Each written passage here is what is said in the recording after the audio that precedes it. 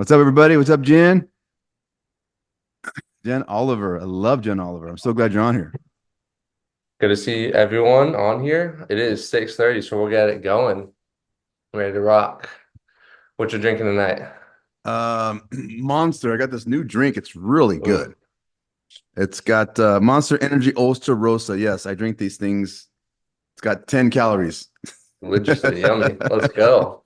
Well, guess what? We got an exciting one today. We're Yeah, talking about two truths. And the reason why we wanted to bring this up today is this honestly, our conversation before is actually funny too. Is it is. perception's everything. Perception is literally everything in our world. And it's so easy to think that you're always right. And so we kind of wanted to shed light on that a little bit more is our perception puts a lot of blind spots, you know. Yeah, I was thinking about it after our conversation yesterday yeah. is you want to be so delusional that you think you can be successful, but there's some blind spots that hidden there when you're too delusional. And so we're going to shed light today on what that means to have your truth and the truth. And so today at the Legacy Project, we're going to show what it really means and how we can have conversations with your friends, with your family to help see those blind spots you might have, but also be comfortable enough to still share what your truth is, but be able to accept the truth as well. Yeah, I love it, love it. So, for those that don't know me, my name is Albert Chavez. I guess you could say junior or the third. I don't know. My parents messed things up because I'm technically the third, but they call me junior. And then my son is Albert the fourth. I actually have a tattoo on here that says self truth. And when I got it, I didn't really understand what it meant. And I'll tell you what it means. So, in my eyes, the self truth really is the truth. But I think when I got it, it was my truth. And let me tell you the differences. So, what I've had to learn, I like to tell in stories. I'm going to share a really intimate story with you. And Albert and I conversation, we literally just had it before we got on the call. It's a great example. We may dive into it, but I'm going to give you an example of what the truth is versus my truth. So I'm going to get deep here. So growing up, my mom, um, I experienced seeing drugs really early in my life. We're talking about heroin. If you don't know heroin, heroin is when you put needles in your arms. Okay, I'm going to get deep here because this is really important to understand.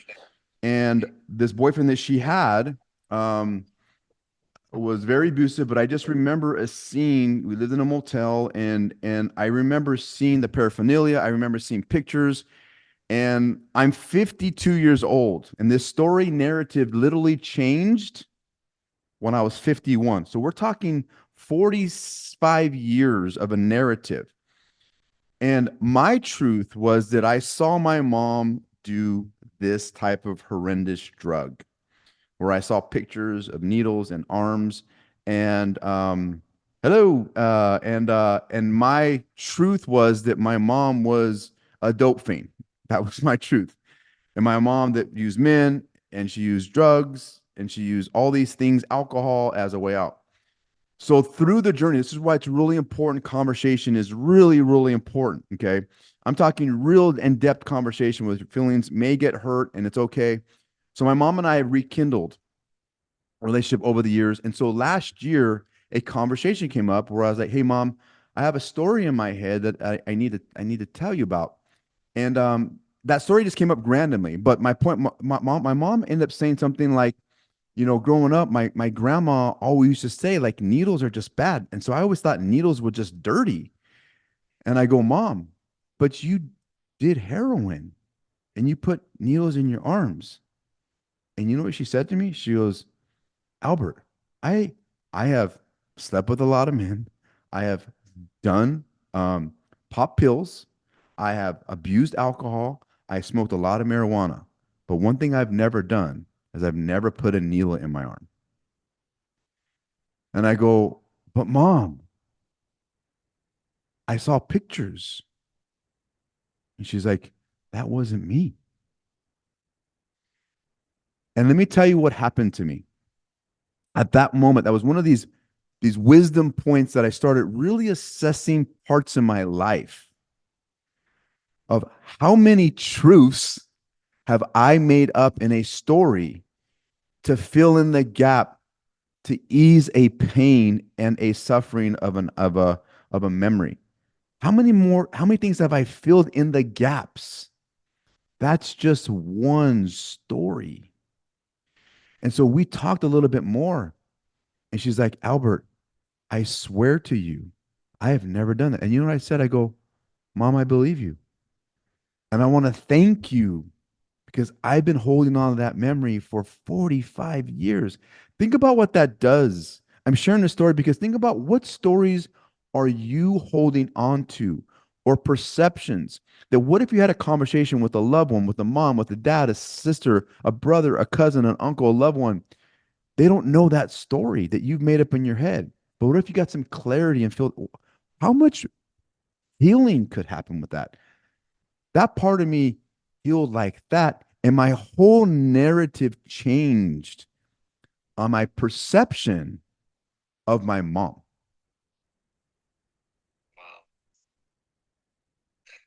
I'm just thinking about like every time that I've held on to something that I didn't know was true, it kind of gave me like a little bit of flashback of, the time like two things popped up. One was conversation that I wish I would have with like my grandpa, about like your guys' relationship, and then also just some other conversations that I have withheld from other friends, and just decided, hey, I thought it was better to just move on from Mm, a conversation like mm, this too, like just let it go. I mm, think especially for someone my age, that can be very difficult because I can hold on to that a lot and just feel like, oh, I need to have a conversation with myself or just confront with someone just to kind of feel that presence. mm, But also, is there another story that I'm trying to release as well? So for me, it's like, what do I need to do to make sure that our relationship is better, whatever it is with that person, or is this just for me to feel safe? And so I think this is actually a good practice, I think, too, when I was first joining the Rising Man too, is like they wanted us to confront, they wanted us to have and share and move this energy that's in with you just to practice, right? So to what extent is oversharing your emotions and expressions just for the sake of yourself rather than actually having the conversation and like trying to learn something too? I think that's an interesting technique to practice is not just oversharing every single emotion, but also be willing to accept what the other person is yeah. giving you as well. Yeah, I'm gonna put myself on a spot here for you. Is since we have people audience in here, is there a memory or a story that you need more clarification from me about? And maybe it's not today, but maybe it's Yeah. something to think about because and I share that with you as you kind of ponder that question is I've had actually several conversations with my mom since about different memories. Hmm. And I have the miracle luxury that I'm able to talk to her. Imagine some of the conversations if my dad was capable. I'm not sure if he is. I'm saying that with tongue in cheek because it takes a lot of the reason I think my mom was so open, and this is a really important point, everybody, is not everybody's ready to receive that question that you have. Because in order to get the question answered that you need and want, it requires that person to do massive, massive ego check. Like the ego has to be like, I'm going to receive that question and I'm not going to get butt hurt or or defensive about it. Because most of us get defensive because there's a trigger activating a response that's a fight or flight that I either need to lie about it because it's so painful, or if I tell you the truth, you're going to leave me or say something harmful that I'm not going to be able to handle. So I think that's why we have the truth, which are the facts of what happened, and then we have your truth, which is the figment of the reality that you want to maintain this narrative that you keep believing. I the first thing that pops up is like women will always check me with that because like Really? there's this like thing in the back of their head, you're like, I could get away with this right now.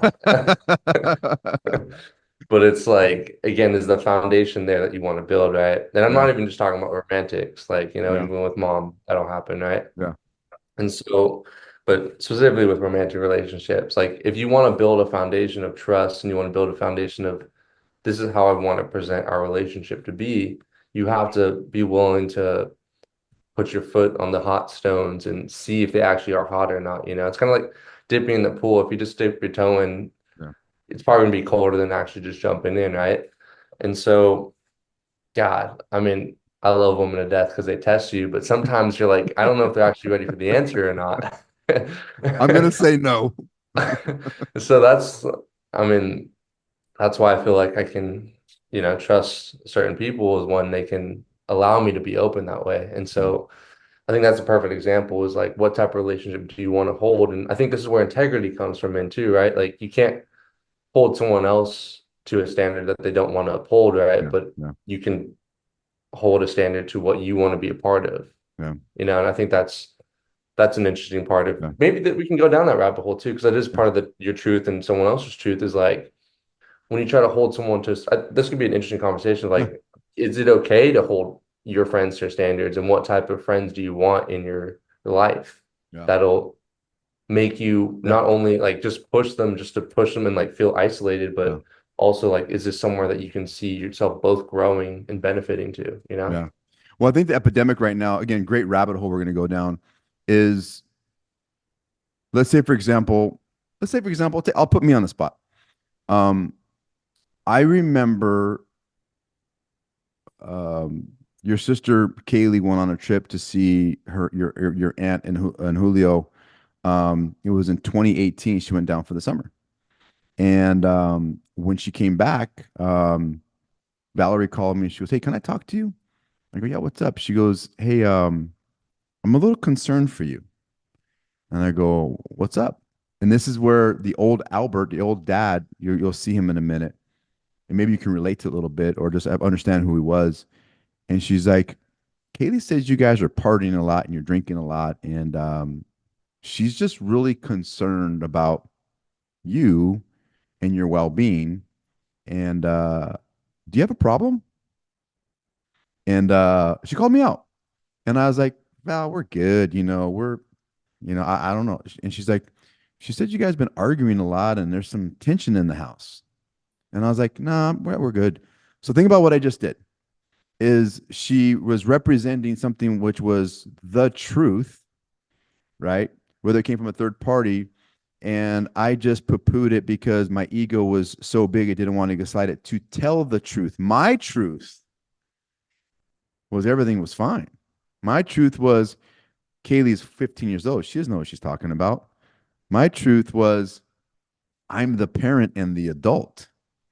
My truth was how does this 15-year-old even know what happiness is or and so that's where a lot of times I think a lot of us get in trouble is because understanding your truth, this false narrative is your ego validating a reason why you may not take ownership or maybe you're going to complain or blame or project. So that leads to a standard. Like what standard? So going down that rabbit hole is do you want someone who is going to face the truth or stick to their truth? Because there's a slippery slope there. Their truth can change based upon how they feel, the emotions, what's happening in the economy, what's happening in their relationships. And so, do you want that person who is not going to who's going to be a fight or flight friend as opposed to an unconditional loving partner or friend that you can count on because you know their standards? It's a reflection of you too, right? Like, it's a Yeah. reflection of like stuff that you're going to avoid is going to end up coming up, right? You call it like the freight train's coming for you, Yeah. you know?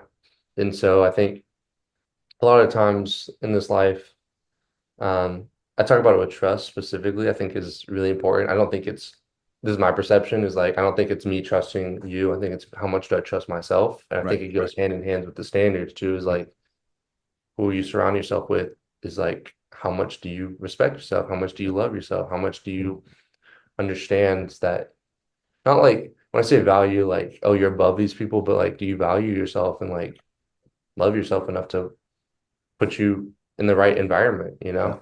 Like sometimes you can't do it when you're younger, but at least when you're older and you can take more responsibility, Yeah. you can do that for yourself. Yeah. And Yeah. so I know for me, I've gone through somewhat of a renaissance in the last couple of years of where I want to go and who I surround myself with because I didn't like some of the things that was going on in my life too. I had Yeah. to move on from certain environments Right. because one, it's the way I want to put my business in, but two, like I don't want to do the same stuff I did when I was in Yeah. college and coming out of college. It gets old very quickly, and that's not what makes me feel thrilled in life too. So Yeah. there's a lot of like little eggs that come from this, and if Yeah. you put your eggs in too many other baskets that aren't going to be like helpful for you, it, it doesn't make life fulfilling. Like Yeah. you can feel it in your bones too. Like kind of what you're talking about when you were like partying a little bit too much. Mhm. Like it's draining, you Yeah. know? Yeah. I have a term that I've learned. I've heard it. I didn't coin it, but I've heard it's called love ain't lies. Would you rather have someone who is, and again, maybe it's delivery people don't like and they get offended by it, but it's the message. It's like love ain't lies. Is if I love you so much and I'm going to tell you the truth, not the truth about what I see and how the person that you can be. And would you rather have that person, or would you rather have that other person who just kind of keeps building you up, knowing that you're tearing your life apart because they don't want to hurt your feelings? So I'm gonna stop you right there. Okay, I want to ask the question. sure. I don't remember, I might be misremembering it, but I think one point in time you talked about in a romantic relationship that you didn't want challenge in your life, right? So is there a way that for you, either with friendship or with romantic people in general, maybe the two separate things, I don't know, that you want people to come across and like tell you the truth? Is there a certain way that is more beneficial, or is it more to you just like the truth is absolutely like always right, no matter what? Yeah, that's a great question. So I think there's parameters to truth. Okay, I think there really are. For example, I'm gonna do generalize and I'll talk about myself. So if you were to, the joke is, would you ever tell your girlfriend or wife that she looks fat in a dress? You would not do that. Or this, in my opinion, if this meal you're making me is fucking awful, you won't do that. Like most people won't do that.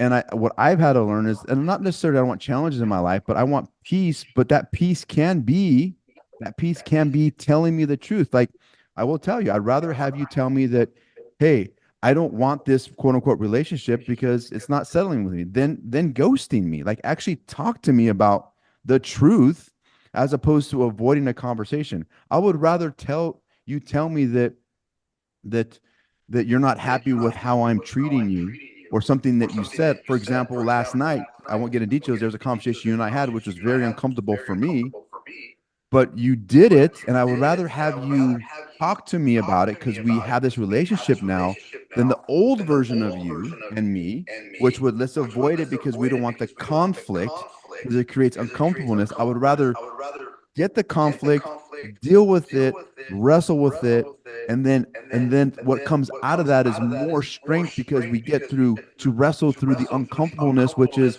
vulnerability, which is two men like who love each other, but one, me, I hurt your feelings doing something.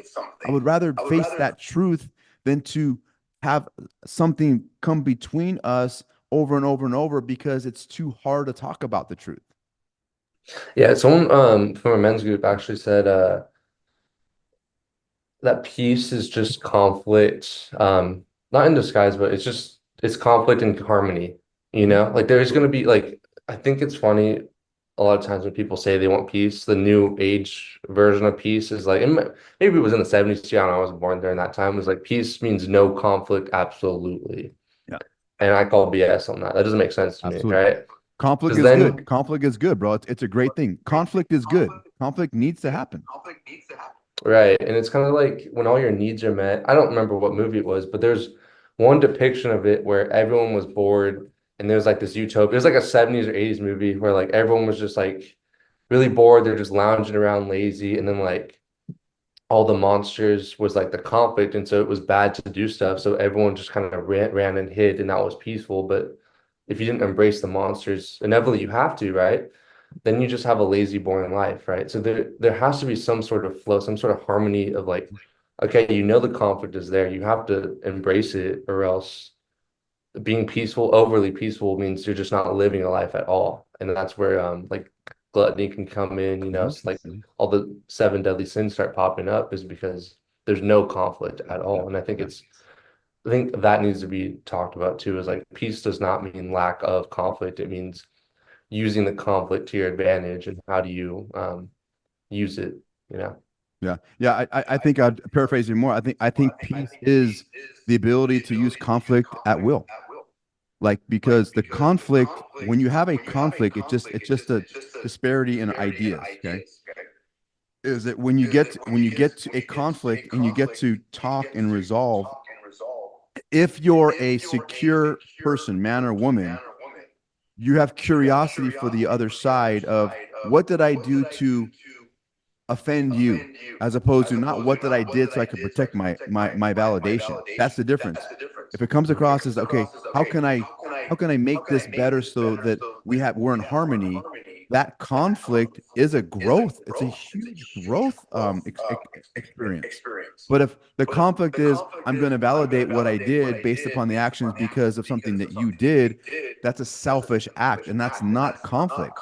That's you're avoiding conflict. So because a conflict really is admitting and surrendering to what's in front of you. And the peace comes. So I had peace that night, last night, bro. After, not to get divulged, but after I talked to you, I was a little bit perturbed. I talked to your mom for a little bit. I felt really peaceful because I felt that the way I handled it with her and you is in a way that the old version of me wouldn't have never done before. It was very respectful. It was very curious. It was very like, here's where I'm coming from. And there was no accusations. It was just like, here's what I want to resolve. I can just get it off my plate so we can move forward, as opposed to, here's what you did. Here's what I don't like, blah, blah, blah, blah. Now I'm projecting, complaining, and blaming, as opposed to resolving the conflict by addressing what was going on. And even today I felt more peace. And then when we talked, I felt more peace. So the peace really does come from attacking the conflict within, so that you can feel you have integrity at the end of the day. I like that. So just going on to the other side of the truth, we talked about the beginning portion of not getting too wrapped up in your own story, right? I want to really, I think, really hone on that portion Yep. too. Obviously, there's a lot of political unrest right now. I don't want to dive into too much in that specifics, but just use that as an example. Okay. Yeah. Right now, how do you suggest someone, whether it be old or young, been through the ringer or not, doesn't matter. How do you learn to be confident in who you are, but then also like not get too wrapped up in your story and be willing to, it's easy to say like, oh, just be open-minded, but like what do you suggest in like practicing that? Yeah. I mean, again, it goes back to this. Here's what I did. Okay, so when I looked, like, I'll use it now. When I look at the mirror and I said, what do I need to do to get better? And there are four main things that I had to look at that I did not like about myself. One of them was my anger and overreacting. Number two was people pleasing. Number three was trying to be a savior to everybody. That's kind of people pleasing, but a savior to everybody. And then number four was I didn't like how I was showing up for myself, like how I looked, what I was eating. And so I think that in order for you to have integrity with others, you have to address, do you have integrity or self-respect for yourself? So the first thing is, what areas are you lacking respect for yourself? Because I can't give you respect, Albert, if I don't have self-respect for myself. I have this term. You can, again, I said before, we have this governor. A governor like is on a school bus. A school bus, yeah, school bus in a car. The school bus can only go 40 miles an hour. It can go 70, but it's got a governor that won't allow it to go more than 40 miles an hour. If you as a person have all these things inside of you, call them trauma, call them wounds, whatever you want to call it, whatever baggage you want to call. And let's say that you have, it's 40, you could only love yourself because by your appearance, maybe you're 250 pounds and you're 5'8". There's something wrong. It's not your thyroid. Okay. There's a habit problem, and then there's an eating problem, and there's a discipline problem, right? If that's going on, you only love yourself 40%. So if you only love yourself 40%, how can, if you're my son who's 16 years old, going through puberty, trying to make the high school basketball team, and I got another daughter that's 13 trying to make the cheerleading soccer team, how can I show them that they can be the very best for themselves if I'm not even showing up for myself for you? So I can't give you more than 30% of love because I'm not giving myself more than that. So to answer your question is, in order for you to really create this truth for yourself, you have to start with yourself. Am I being truthful with what I'm doing in my habits and who I want to be? Or am I being fake as fuck and I'm just projecting what you should be doing based upon because I'm your parent and your father, and I'm not even applying what I'm telling you to do? Yeah, I just got a text right now from someone that they couldn't type on here. There was a question about like, but it's how you said it when there's conflict, rather than just addressing it at large, you know? So it's like if someone comes at you and like you s- when you I guess it's talking about like the message and the way that you deliver it, right? So how would you like if someone is very adamant about their point and just saying this is my point, this is my point, this is my point, and then the person receiving it is like you can't you can't get past Right. what the tone, the emotional tone, and like the angle that they're going about it, you know, like Yeah. what like how does that work Yeah. too? Great question. Great question. So we'll role play. So come at me really hard. A role play. Like Come at me really hard. Like get angry or just kind of role play and come at me. dude, you said you were gonna be here at 5:30. What happened? What the fuck happened? Yeah. I thought we had a time. We were gonna do it. And we were supposed to be here and like get the show going. What's going on? Yeah, bro. My bad. I apologize. I should have called. I was on a call and I couldn't really text this up, but it's completely my bad. Keep But you coming. said you're gonna be here. Like what's going on? Yeah. This is the third Well, time. so you seem like you're a little upset, bro. What happened today? Um, See what I just did? yeah. Okay. So it's not that what you're doing is bad, is you're upset about something, right? And this is just a generic way of talking about conflict. But the idea really is not to get involved in your fuckery.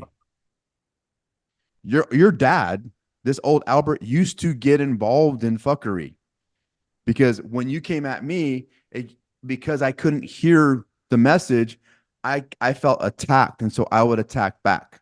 Hmm. That's not conflict. That's just yelling. So conflict really is, it's someone is upset about something that needs to address something with someone else. It's not the tone, it's not the delivery. If you're getting butthurt about the tone delivery, then you're getting triggered about something that happened to you. It's understanding that they're upset about something that you did, and are you going to own up to that part? Hmm. This is where the surrender comes in, the ego. Is this person's upset about something that you help create or part of, and what is your part of it? And are you curious to find out why they're so upset, or do you just want to react and now you're just arguing with each other and fighting as opposed to getting to the root? You're upset not because of I'm late. You're upset because something happened earlier that maybe manifested, or maybe it was the fifth thing, Albert, that you didn't tell me about, and now you're over the edge. So it's Hmm. not a me problem, that's a you problem, because now the tipping point has come to where now you're really pissed off and I don't know what you're really mad about. Yeah. Does that make sense? Oh, what was the last thing you said? Does that make sense? Yeah. That's a gross take of it, but that's how Yeah. I address it. Yeah, it's I think it was Mr. and Mrs. Smith or something like that. There's been a couple movies where they say like, oh, at least you're arguing, so at least there's some form of communication, which I think is interesting because it's like, is that really the best form? Yeah, Is it yeah, better to avoid or is it better to just argue? yeah, I don't know. yeah, I'm not a psychologist or anything like that, but it's like I think that's the old adage too, is like since you're at least communicating in some form, at least you can kind of get in the walk in like the stone. I mean, I guess I've never been one to really be an arguer, but right. I've been around it, you know. But I don't know how that feels. I've been in arguments before, but for me, that's not the way I like to do things Yeah, because it just does not feel productive because everyone's emotions are heightened. You don't think clearly, you know. So I've never really understood that way of going about it. Now, obviously, avoiding is something I've had to learn to go through. Um, and so I think that's also an interesting take too, is someone who has really gotten good at avoiding is learning when it's letting go and when it's me like taking the high road, you yeah, know? Because Yeah. that's an interesting way of looking at it too, because you don't want to give your energy to someone like just for the sake of it, but Yeah. also if you can't be yourself and you want to have a relationship. I've had to do that with roommates, I've had to do that with friends Yeah. because I can't be myself. Like you said, it's a me problem when I'm holding on to it. And I think that's also another point that people don't understand is like if you're holding on to this anger, Yeah. it's expensive because you literally can't be there for other people Yeah. because every time you see that person, every time Yeah. you walk in the room and you see that person, it's like you feel all these like emotions, you get tense, you get tight, you don't really know how to interact with them because you're like always looking over your shoulder to see if they're around. And it's expensive to be Yeah. angry. It's expensive to hold on to this. So Yes. learning how to let go in your own ways is going to be way more beneficial than holding on to it. I remember a conversation I had with one of my bosses at the Summit Funding, and this is where the word conflict was really pivoted for me. I used to view conflict as having to argue or having to fight or something bad. And his name's Jim, and he's like, Albert, conflict is good. And what he was talking about is, for example, we're talking about a loan, and I've learned a strategy because the strategy was this, like, so in the loan business, you buy a house, and let's say you got to close in 17 days, and let's say I close on the 18th day. I'm the asshole. I didn't close on time, right? And so the question is, well, how did I get to this point?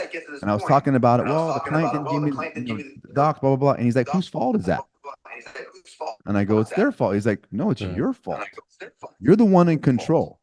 How could you get docs faster? And I was like, well, I was emailing, I was texting him. He goes, I'm going to give you a strategy. It's not, you're just, you have to get them, take the emotion out. And what's going to drive your clients to do everything you want them to do is a little bit of fear, conflict. You got to give them some conflict so they can see that you're not just asking like we need this. So there's going to be conflict and uncomfortableness. So he goes, here's what I do is I want you to write an email. And in that email, I want you to copy everybody in the email.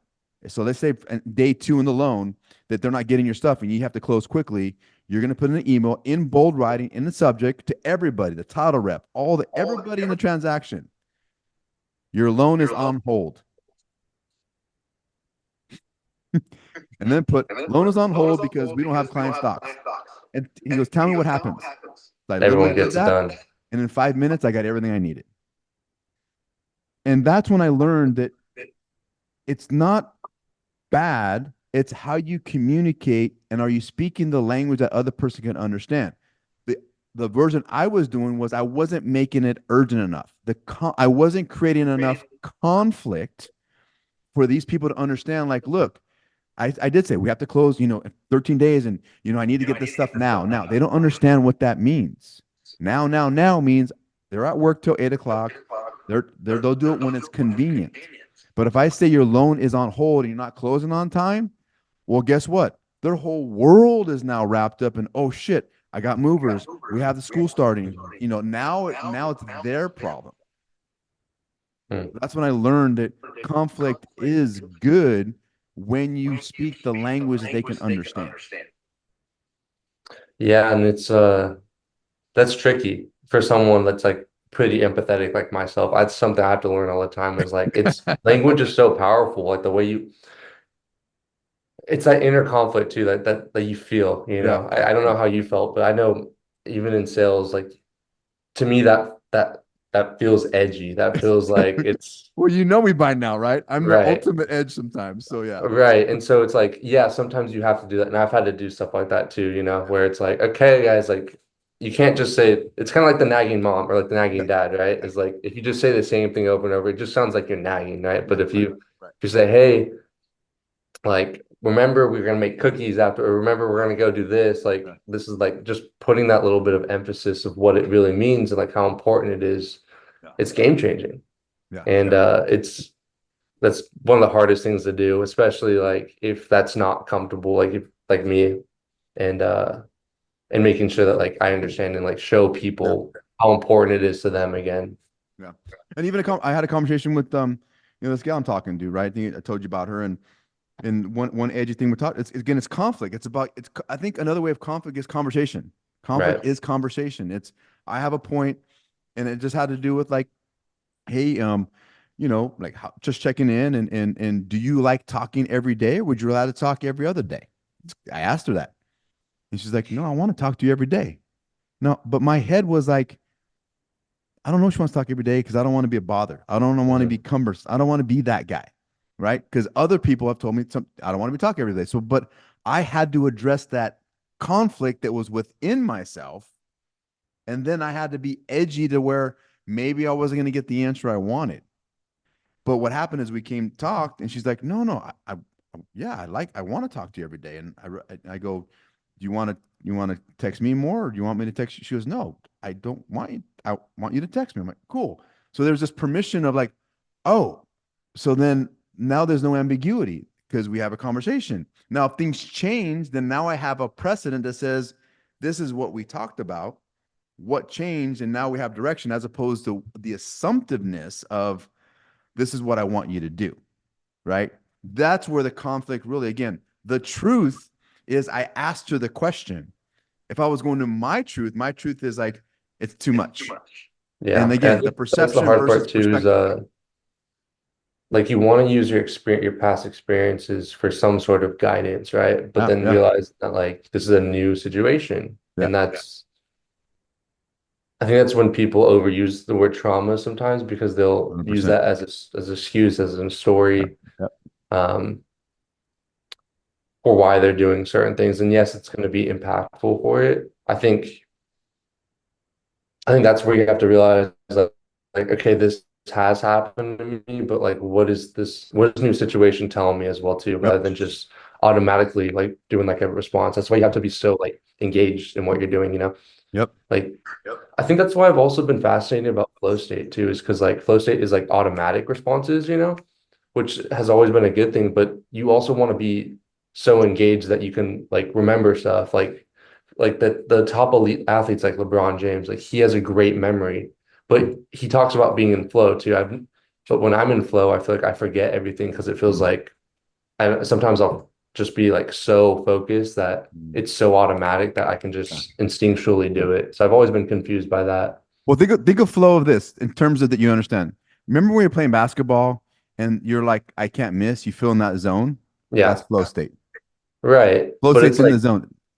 but more so like you want to be so engaged because sometimes I'll forget during that portion too. I'll be like, I don't even know what happened. Like it was just so in the moment. And so I think finding that like way to somehow also combine it with like Yeah. remembering every fine detail too. Well, sometimes when you're in flow state, you don't see anything other than what's in front of you. You get Yeah. blinded. Like you literally are so focused in that flow. Because I think that's the limitation of flow state Mm. is that when you're in flow, you only see what's present in front of you. You don't see the peripheral of everything behind you because you're so in that moment. And that's what makes it so beautiful because I think a lot of times we get distracted by wanting to see the 360 Hmm. where sometimes we only need to see the 90-degree angle because that's in front of us. Hmm. Now I remember there were some times, dude, when we were playing ball, dude, I was shooting with my left hand. I was like, I couldn't miss. And the other times that when I wasn't in flow, I couldn't make it with a layup. So it all depends on the focus that you get. And yeah, I think that's just a great analogy there. Yeah. And so yeah, what have you gotten out of this conversation so far of how are you going to use the power of Yeah. story, the power of what you're Yeah. learning, and combine that with just trying to like be Yeah. curious in your own life. I think I'm living it right now. I think I think the big thing what this conversation allowed me to do is it allowed me to really, really even double down even more. Like conversations that we had. I'm glad we had them because it really is going to test, right? The fortitude. And is it a Mhm. chink in the armor or is it going to blast it up? So I'm inviting conflict in my life. I'm inviting the truth. It may not always have a saying. I'd rather be slapped by the truth than kissed with a lie. Mhm. I've been kissed a lot of times with a lie, bro. I'd rather be fucking slapped in the head with the truth. And I just that saying came to me about 3 months ago. I'd rather be slapped with the truth, and it's gonna sting and it's gonna hurt and it's gonna be painful, than kiss with a lie, thinking that what I have is real. Hmm. Yeah, because then that delusion's not even worth it anymore. It's more painful. Yeah.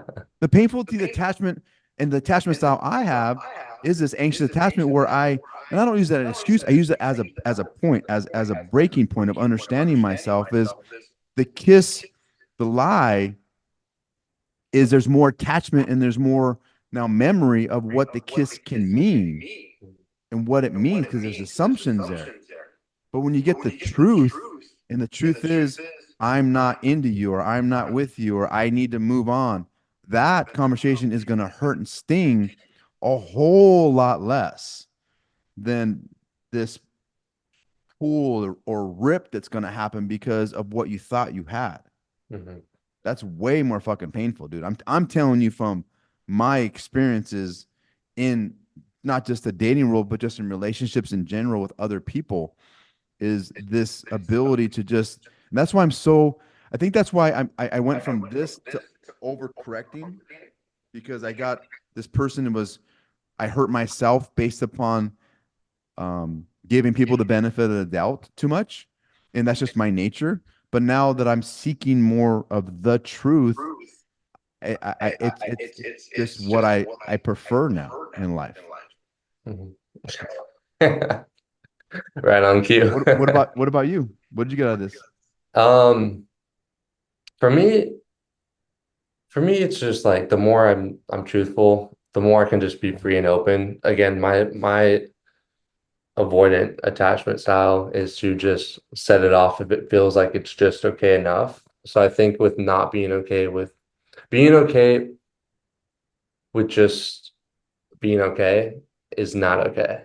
Yeah. And it's like the more I realize of the more I feel like I can contribute to like a personal relationship that like feels stronger, one that actually is a little bit deeper, one that I can actually be open with. The more I feel like that is something that is mutually felt between the people, that's when I know that it's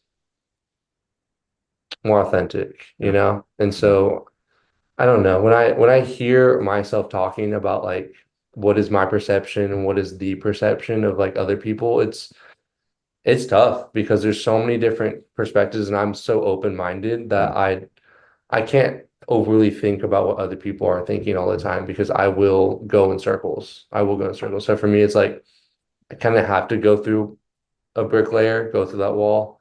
And sometimes that can be brash.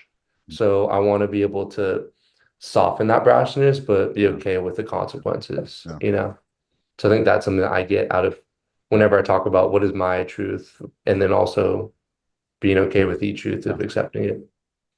Yeah, and I just want to say this on air, dude. I really appreciate the conversation again we had last night. We won't don't go into detail, but just the confidential conversation, just even today, it's just a testament to what we're building, and we're gonna have bumps, we're gonna have bruises, and we're gonna have disagreements, and we're gonna have um, things that are gonna be uncomfortable. And I just feel like just the conversations that we've had in the last 24 hours is a testament to the trust and also just the level of I would say respect that we have for each other just to at least air it out and talk about things. And Hmm. that is why I love doing this. People ask me, like, what do you want to get out of this? I'm like, honestly, I don't know where the fuck this is going. But all I know is that I get to talk to my son 2, 3 times a week, and we get to just do things that no other father and sons that I know that are doing stuff like this. And so it's just been an honor just to talk with you, and just want to make sure I just say that out loud because I do love you, man. I apologize again for what transpired the last couple of days. Yeah, thank you. I'm just loving that we're able to be open. 2, 3 years ago, this wasn't happening. And so it's just a good reminder every week of Yeah, what we're looking for, what we're yeah, going towards, and yeah. it makes the vision easier to see down the line. We don't know where it's really going. We have a direction. We have it on YouTube now. We have it Yeah. on Spotify and Apple Podcasts. So it's been booming already. Yeah. And the support that we've gotten from the small people that have been listening is what really makes it cool because Yeah. they get to see just one story that we're building right Yeah. now. And so Yeah. I think, Yeah. yeah, it's a ripple effect. But when it comes down to it, I just Yeah. want me and you and our family to be open. Yeah. Cool. Well, stay tuned, everybody. We're gonna have some guests that we're interviewing right now. Some cool stuff. Albert's doing some back behind the scenes stuff. So am I. So I think we're gonna have a jam packed probably for in the August. month of August for sure. And again, if you want to come on or you have a story you want to talk about, we would love to just talk with you. So you can reach out to myself or Albert individually and just to have a conversation and let's see what you're all about. And we're looking for young blood. Also, we're looking for people that are Albert's age, the millennials and stuff because there's stuff that you guys are going through that we brought quite a few people that are my age or have kids or parents, and it's cool talking about it. We also want to make sure that we address some of the things that are your concerns or some of the things you wish you could see, or maybe you can build or maybe build for yourself and your family down the road. This is what it's all about. The Legacy Project is for you. It's about building your family, your foundation, what the values and the character you want for your people. And we're still learning as we're going, and we're building. But it's going in a direction that I just love. There's so much elevation going on in our family. My son-in-law just finished the CSP Academy. My daughter Alyssa is doing some fabulous things with her family. Albert's going in his relationship and his life and his career, and my other daughter Kaylee is doing phenomenal things in Florida. And so we're all doing it. It's just a matter of what part you want to be a part of. Yeah, thank you so much. I love this conversation and thank you everyone for listening. We'll stay tuned and we have more, like my dad said, we have a lot more coming. So we're Yeah, excited to share that with you. And thank you. Have a great night. cool. See you guys.